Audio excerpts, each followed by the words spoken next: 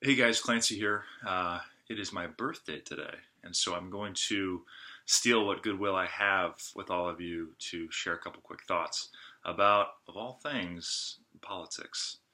So, politics is something that I have become increasingly interested in and engaged in throughout the course of kind of my late 20s and early 30s.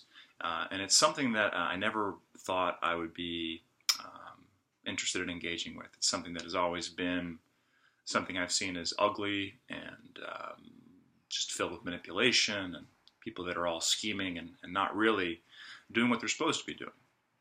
But I think it dawned on me probably late in my 20s, especially when Obama was rising up, that we really could make a difference. And if we became engaged and fought, we really could make a change, really could make the world look more the way we want it to.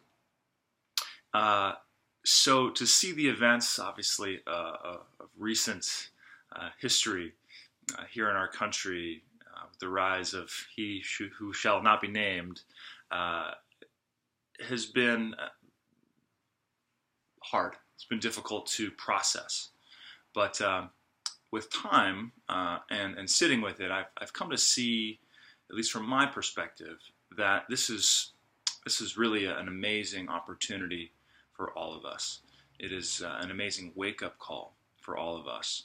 And in a way, what we're all seeing now as kind of the illusions drop away about government, how it works, how money influences our politics, how the media plays into dividing us, is that it's harder and harder and harder to know what the truth is.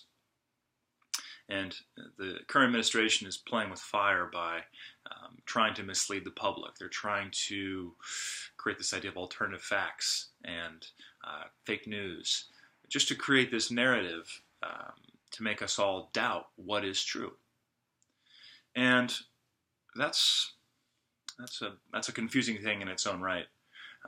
But I don't want to talk about that. I don't want to talk about this post-information age that we're all living through, because many people have spoken about that. What I want to talk about is identification. That's a word which might mean a lot of things to a lot of people, but to me, it refers to how human beings identify themselves. Whether you identify yourself as a man or a woman, or a Republican or a Democrat, maybe an independent. Maybe you're gay, maybe you're bisexual, maybe you're heterosexual. These are all identifications. And it's unavoidable that each of us as a human being throughout the course of our life picks up these identifications. And we learn to see ourselves through the lens of these things. The challenge is that when each of us becomes so fixated on our unique identifications, we suddenly lose empathy. We suddenly lose compassion for people that don't identify the same way we do. So this is why I'm obsessed and fixated on consciousness, and why I am encouraging as many people as are willing to look within and really get to know your true self as consciousness. Because when you do that, when you recognize that what you fundamentally are is consciousness, and what the person across from you fundamentally is consciousness, suddenly that opens up a whole new realm of possibility. Suddenly empathy comes in. Suddenly you have a desire to understand their life, their position, their situation. And you aren't as motivated to think that you should just look out for yourself. So what happens as one goes within, when one truly explores their inner space and recognizes their true self as consciousness, well, the idea of the self completely changes. Suddenly the person across from you isn't just another person. That's you.